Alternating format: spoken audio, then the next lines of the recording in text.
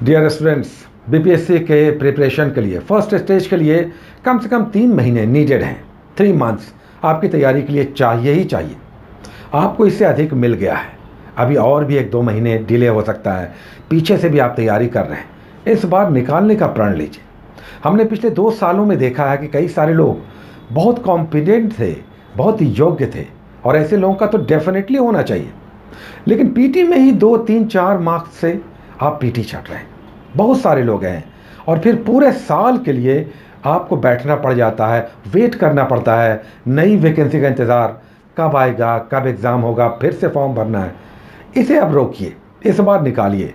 आप योग्य हैं, कॉम्पिटेंट हैं, आपको तो निकलना ही चाहिए। और बहुत सारे लोग पिछले कई महीनों से बहुत अच्छी तैयारी कर रहे हैं, नए लोग भी, आप लोग भी इस गलती से बचिए। ये जो 2-3-4 मार्क्स का मिस्टेक है, आप लगभग ऑन द वर्ज हैं। ये पीटी का एग्ज़ाम और उसका रिजल्ट आपके लिए कोई बड़ी बात नहीं है, आसानी से निकल सकता है। पर होता यह है कि कुछ छोटी छोटी गलतियां, माइनर मिस्टेक्स आपसे होता है, और आप 2-3 मार्क्स, ये तो बहुत बड़ा घाटा है, ये नहीं होना चाहिए। इस बार ये मानकर चलना है कि ये सब जो छोटी मोटी गलतियां हैं, ये सब पीछे रह जाएंगी। फिर मेंस की भी तैयारी करना है और अच्छी तैयारी करना है। टाइम मिलेगा, हड़बड़ाना नहीं है। मेंस की तैयारी के लिए टाइम आपको मिलेगा। एक सब्जेक्ट भी चुनना है आपको, हम उसके लिए बात करेंगे। अच्छे subjects BPSC point of view से कौन से होंगे, हिंदी मीडियम, अंग्रेजी मीडियम, जो भी हैं, अच्छा सब्जेक्ट ऑप्शनल का चुनाव आपकी आधी जीत है। इस पर हड़बड़ाना नहीं है, अभी रुक जाइए। फॉर्म भरने तक आपको चुन लेना है। और फिर आप अगर एग्ज़ाम देकर आते हैं, पीटी का एग्ज़ाम देकर, और इंस्टेंटली भी लग जाते हैं दूसरे तीसरे दिनों से भी, तो आपका रिजल्ट आ सकता है, आपकी अच्छी तैयारी हो सकती है मेंस की। तो घबराना नहीं है। बीपीएससी में से बहुत सारे पेपर्स हैं जिसमें 4 महीने में अच्छी तैयारी हो सकती है मेंस की। बट छोटी मोटी गलतियां या कहीं पर स्लैकनेस, यहाँ पर कुछ गलत बुक्स का चुनाव, ये सब भी कभी कभी बहुत घाटा दे जाता है। हम लोग बहुत अच्छे ढंग से बढ़ रहे हैं और मेंस को भी निकालेंगे। आप पीटी का एग्ज़ाम देकर आइए, ताल ठोक कर कहिए कि हमारा रिजल्ट हो रहा है, और हम लोग मेंस के लिए भी अच्छे से तैयारियों में लगेंगे। फोर्थ कमिंग जो नई वैकेंसी आ रही है, अभी वैकेंसी नहीं आई है, आपके लिए साय ऑफ रिलीफ है, तो आप तैयारी करते रहें। हाँ, जो लोग इस बीच मेंस की तैयारी कर रहे हैं, उनके पास टाइम है तो ज़रूर करें। आपने सब्जेक्ट चुन लिया है, आप मेंस की भी तैयारी कर रहे हैं, वेरी गुड। लिखने की practice is a must. Mains की तैयारी का मतलब है सब कुछ उस एक काम के बगैर अधूरा है जो लिखने से पूरा होता है, जो राइटिंग स्किल से पूरा होता है। खूब पढ़ रहे हैं, लेकिन पढ़ते हैं तो आप भूलते भी तो हैं। तो अगर आप पढ़ रहे हैं तो आप भूल भी रहे हैं, लेकिन आप लिख रहे हैं तो सब नहीं भूल रहे हैं, कुछ ना कुछ याद रहेगा। ये लिखने का फ़ायदा है।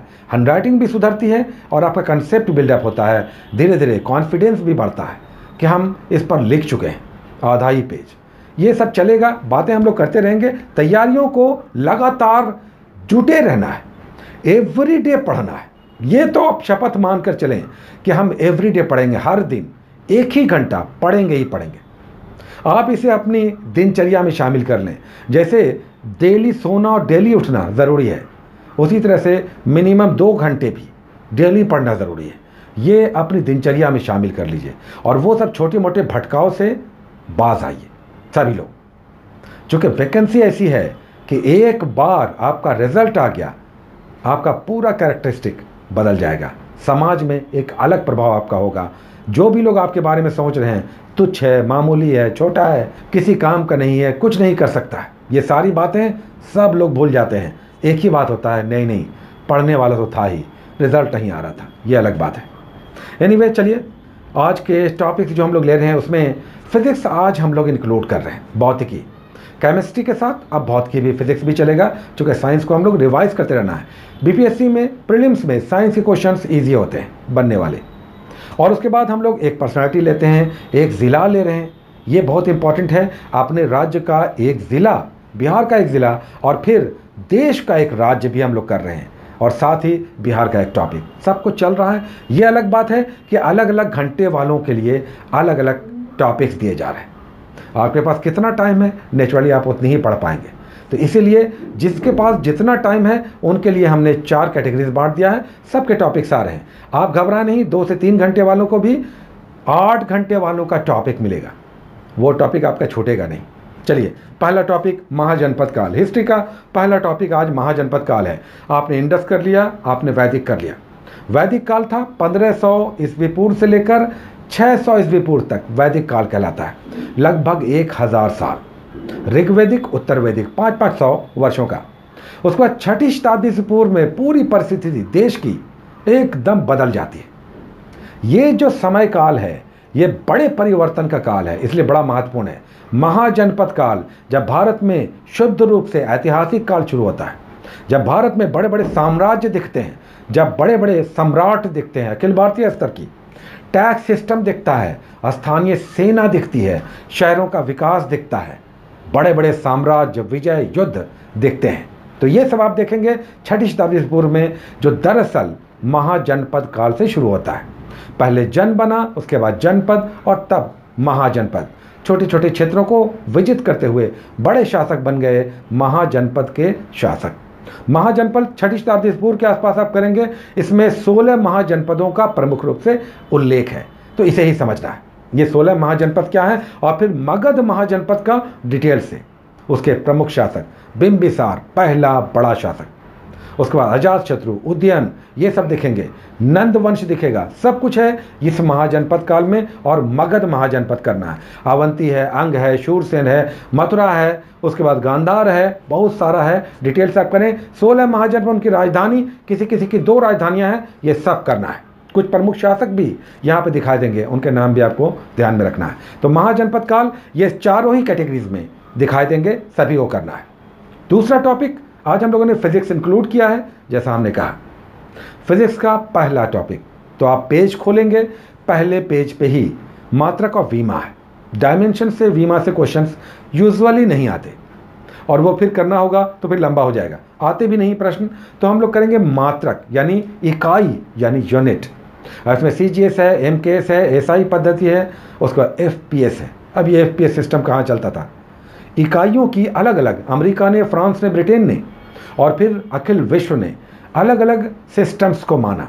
जैसे सेकंड्स, कहीं पर घंटा है, कहीं पर किलोग्राम है, कहीं पर ग्राम है, कहीं पर मीटर है।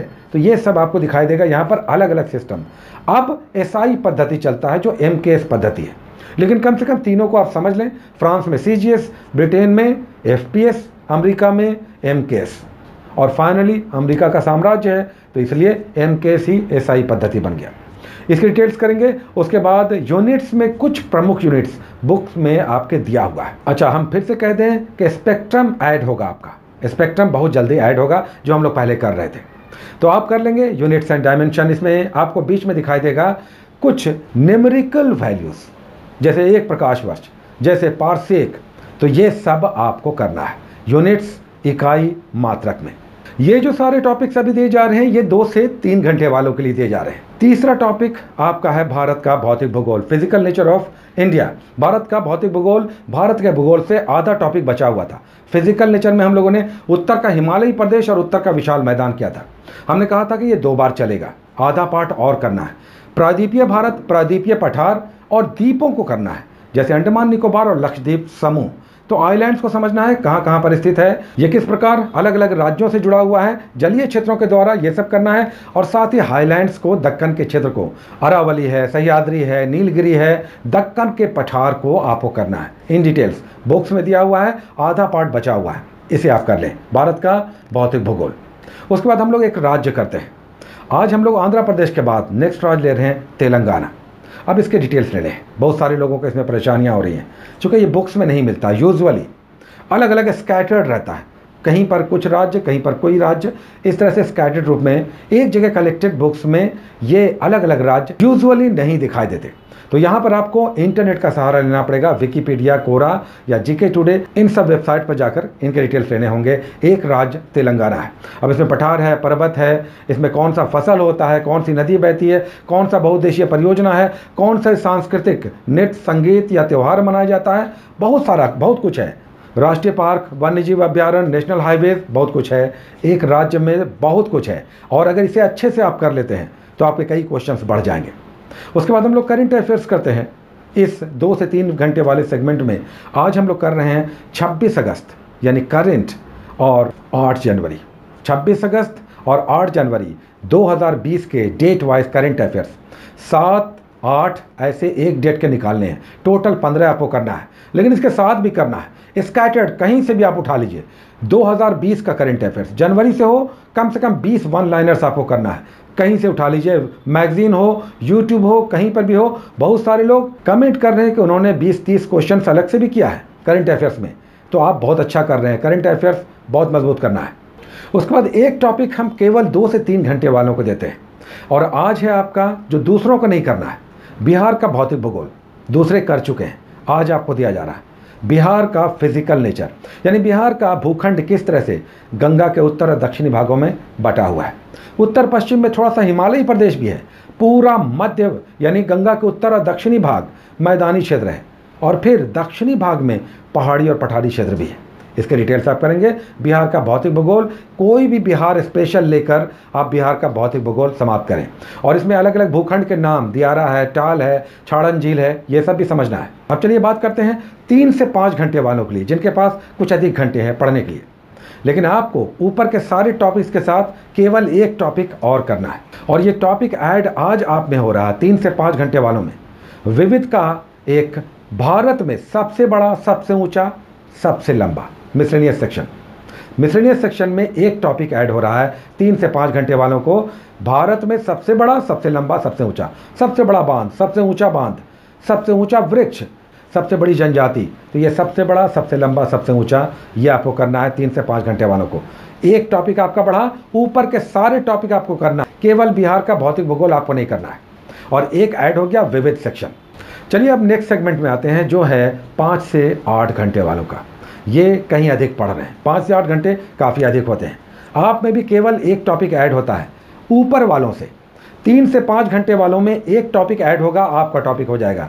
और ये टॉपिक हम लोग एक पर्सनालिटी आप में ऐड करते हैं। आज आप कर रहे हैं अनुग्रह नारायण सिन्हा, जिन्हें अनुग्रह नारायण सिंह भी कहते हैं, सिंह सिन्हा दोनों चलता है। तो अनुग्रह नारायण सिन्हा या अनुग्रह नारायण सिंह आपका आज व्यक्तित्व है। और हम कहेंगे कि जो दूसरे हैं अलग अलग घंटों वाले, वो भी चाहें तो इस पर्सनालिटी को कर लें, अगर आप टाइम मैनेज कर पाते हैं। चलिए अब आते हैं लास्ट सेगमेंट वाले, 8 से अधिक घंटे वाले। आपके पास तो बहुत टाइम है अगर आप डेली इतना पढ़ते हैं। आप में एक टॉपिक ऐड होता है ऊपर वाले से, यानी 5 से 8 घंटे वालों में एक टॉपिक ऐड होगा आपका, और वो टॉपिक होगा बिहार का एक ज़िला। दूसरे ना घबराएं, उनके पास ये टॉपिक सरपास होगा, लेकिन अभी केवल करना है आपको जो 8 से अधिक घंटे वाले हैं। अगर दूसरे करना चाहें तो वो कर सकते हैं। आपका आज ऐड होगा ज़िला में। हम लोगों ने कैमूर किया, हम लोगों ने रोहतास किया, हम लोगों ने जहानाबाद किया। बाद में आप आगे बढ़ेंगे तो आपको गया दिखेगा, बहुत इंपॉर्टेंट ज़िला। ये पर्यटन टूरिज़्म के पॉइंट ऑफ व्यू से तो है ही, भौगोलिक दृष्टि से भी बहुत महत्वपूर्ण ज़िला है। तो इसके भौगोलिक, ऐतिहासिक बहुत इंपॉर्टेंट, हिस्टोरिकली भी बहुत रिच है। इसके डिटेल्स आपको लेना है, और यहाँ पर बहुत सारे मिनरल्स मिलते हैं। इसके डिटेल्स आप करेंगे गया ज़िले को। तो ये थे आज के टॉपिक्स, जिसमें अगर रफली हम कहें तो आपको एक पर्सनैलिटी करना है अनुग्रह नारायण सिन्हा, एक ज़िला करना है बिहार का ज़िला गया, एक देश का एक राज्य करना है और वो है तेलंगाना। साथ ही आपको करंट अफेयर्स करना है 26 अगस्त और 8 जनवरी का, और कुछ महत्वपूर्ण टॉपिक्स। अगर ये टॉपिक्स आप कंप्लीट कर रहे हैं, अगेन हम कहेंगे कि आप ये बहुत बड़ा काम कर रहे हैं। Take care.